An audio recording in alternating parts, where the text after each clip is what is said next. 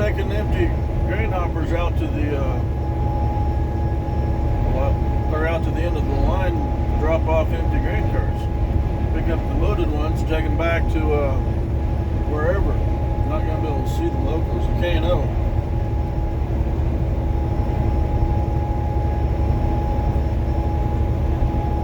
That was wheat or corn on the ground probably. Got to thinking about that. K&O covers, they're out of Wichita, okay? They come up through Hutch, come up the old ATSF line that comes up through Sterling, which then goes, there's a couple of towns, Raymond is one of them, I can't remember the other one. Then it comes into Ellenwood, where there's a split off that goes east to Lyons, but down at Sterling Junction there's another line that splits off and goes north, which also goes to Lyons, Kansas. Anyway, so that line that comes out of Ellenwood goes to Great Bend. In Great Bend it splits off and goes down and catches Pawnee Rock, or Dundee and Pawnee Rock and Larned, and there's something else down there in Garfield. It stops there. It used to keep on going to Kinsley, but it stops at Garfield now, which is all, grain elevators. The other line that comes out of Great Bend is this line that follows Highway 4, it follows Highway 96. And this goes all the way out to Sheridan Lake, Colorado, which I know they take train cars clear out to there. It used to go on all the way to Pueblo, but it has stopped. Well, actually, it stopped just past Sheridan Lake or Towner or Brandon or something in there, one of those towns. And then on the other side, it comes back. It comes back so far, then stops. Sugar City? I can't think of it now.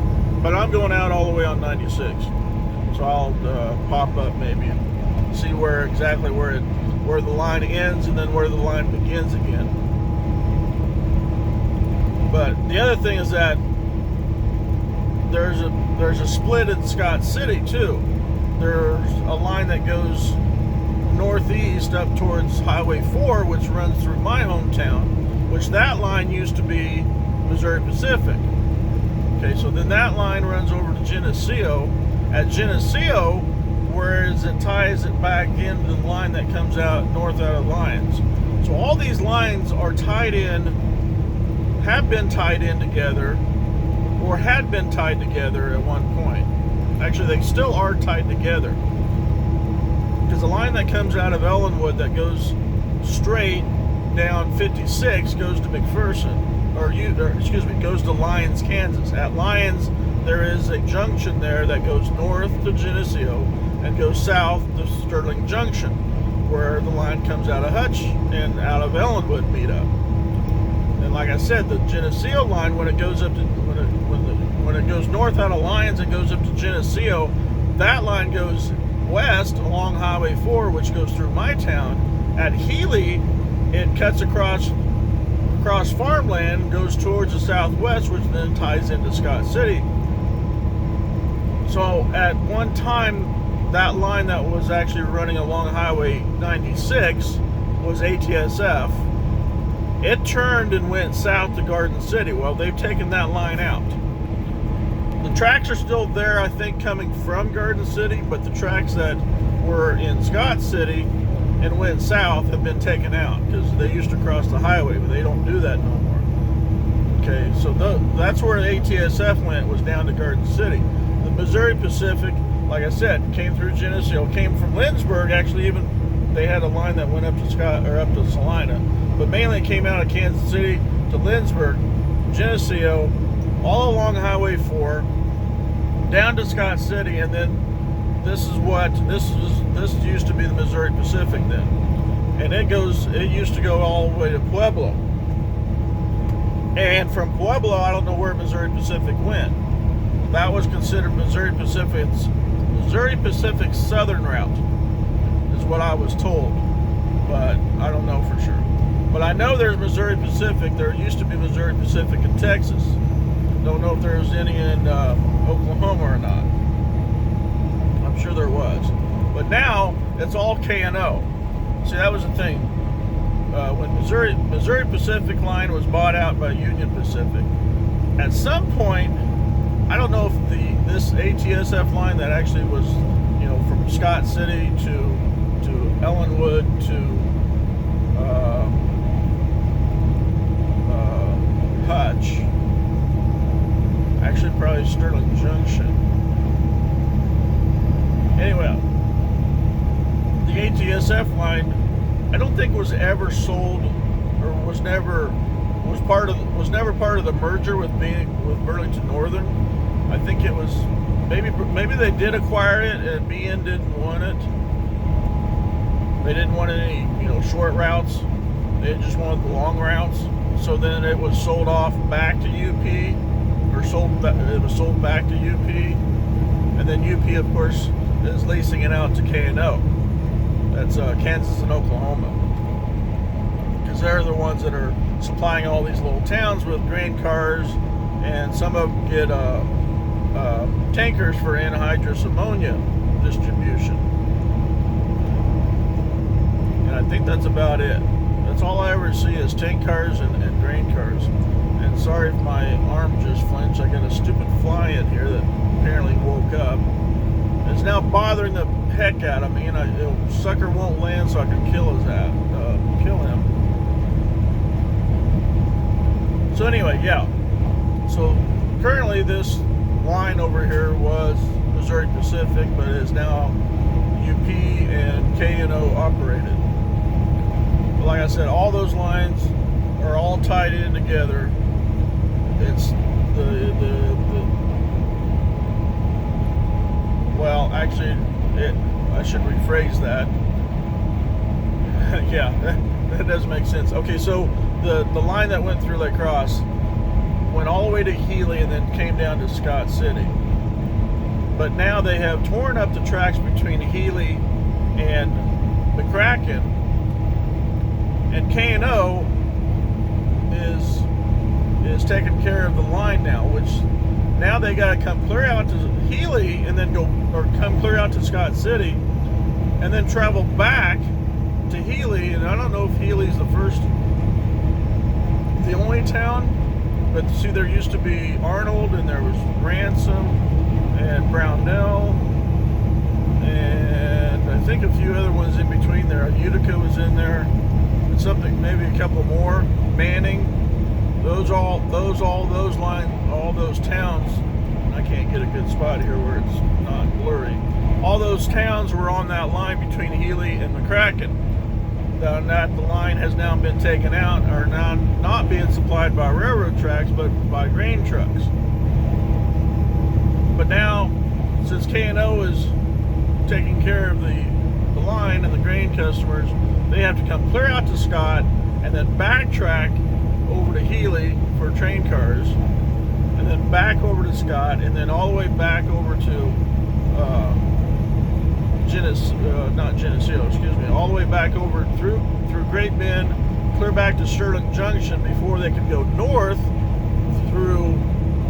up to Lyons, and then keep going north up to Geneseo Junction,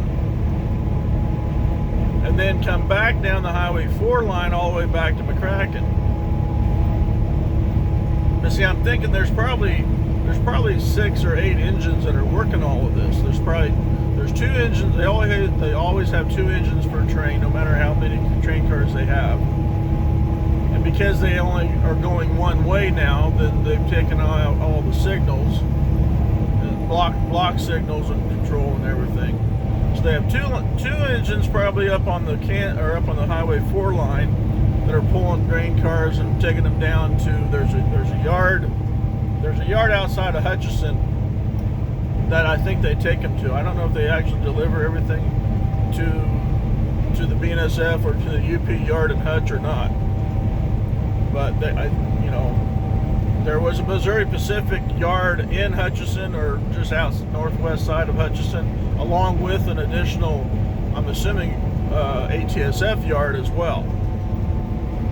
But I think they have since combined those 2 yards, or they've removed one of them and only using 1 yard now. Actually, some train cars sitting down here. Oh, I think this is Old Tribune, which of course I think is somewhere near the Mountain Time Zone now again. But anyway, so you basically draw a triangle between Sterling Junction, Ellenwood, and Lyons, and there's a triangle right there that is railroad tracks. Come on, you gonna turn? Good old part around. Gotta swing in there in the window. So, yeah, so there's a triangle there, and then basically we follow everything else, and if everything was still connected, there'd be another triangle. See, that's the other thing. The line coming out of Larned, there's a line there in Larned that splits out. See, that line goes along Highway 156 and used to go to Kinsley. Okay? The other line that comes out of Larned follows, it cross country to the west and goes through Sanford, which is also on 183, Burdett, which actually follows 156 then, Burdett, Hanston, and it used to run clear out to Jetmore, but they have pulled the tracks from Jetmore back to Hanston. At one time I thought they were going to build there was talk about building an ethanol plant in Hanston, but I think they've since deterred on that as well, because it's a dead-end line, but they use it for storage. Every once in a while, if I come back on 156, there's coal cars out there. So, I mean, that was one thing I thought about doing for the model train layout, since I have the space in a 30-foot long section of the basement, that I would just do the railroads that would cross Highway 183. Well, that's about 6 of them throughout the whole state. You have the Kyle line up at Phillipsburg that runs across 36 and 183. Next one down, Kyle, let's see, Glade, which is Highway 9. All that used to be in Chicago, Burlington, and Quincy, I do believe. So there's 2 there, and then there was a dead-end line that ran to Stockton, that crossed 183 just to the elevator. Then you come down to Plainville. That was can't remember what that one was. That was a different one. Then you got Plainville. Plainville would be Highway. Actually, that's Highway 18. Then you have Hayes, which is I-70, or Highway 40, which is UP. You have La Crosse, which was Missouri Pacific, and Highway 4. You have used to be ATSF at Rush Center, Highway 96. Then you have the offshoot out of Larned that crosses there at Sanford and 156. That used to dead end at Jetmore. Then you have going down further, you catch the also former ATSF line that came out of Larned that went through Kinsley. Actually, not Larned. Let me think about that. No, that's the St. John. That's the St. John route. St. John, Kinsley, which is Highway 183 as well, and goes to Dodge and Garden and then Holly and then eventually Pueblo. Then there was the UP down at Pratt and Greensburg, which crosses 183, and then Coldwater. 6 lines. 6 lines for the 200 miles across north to south on Kansas. There's only 6 railroad lines that crossed Highway 183. And I would just do the highway, 1 or 2 blocks, probably 1 block either side, depending on, like in La Crosse, 1 block over gets me 1 elevator. 2 blocks over gets me 2 elevators, and 3 blocks going to the west gets me 3 elevators, and then 1 more block gets me 3 elevators and a pig farm elevator. Going the other direction, 1 block only got me the Quonset for the old, where John Deere used to be. 2 blocks would get me the power plant that's on the north or south side of the tracks.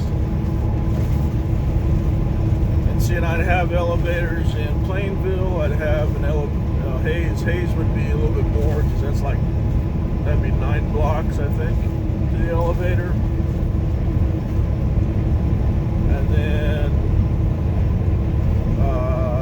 Plainville, I think that was 2 blocks. Stockton was a block. Glade was right there on the tracks and the highway crossing. Phillipsburg was off of the main route. They actually had a dead end siding that went to a grain elevator. Now they have an ethanol plant right along the main line, plus the old CRA and the Tamco. They have railroad tracks there, which is a shingle manufacturing plant. So I could have CRA, which was oil refinery, shingles, elevator, and now an ethanol plant, which all, of course, runs by the golf course, which would be pretty neat to model on a railroad. All this would have been done in N-scale, so I could have done it. And let's see, going the other direction. Rush Center, the elevators, well, La Crosse, we'll get to La Crosse. La Crosse would be, like I said, the first would be 4 blocks. Rush Center would be about a half a mile. There's the elevator out on one side. Sanford, the elevator's right there along the highway, so within a block. Kinsley, the elevators are actually off of it'd be 156 highway, and it had a dead end line going back to the north where 1 elevator set, the other one set on the main line. Then you have what'd I say, Larned? No, that's too far over. That's 156.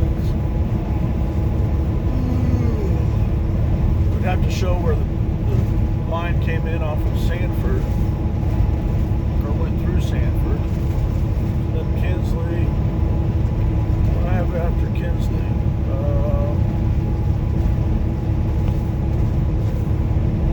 I don't remember now.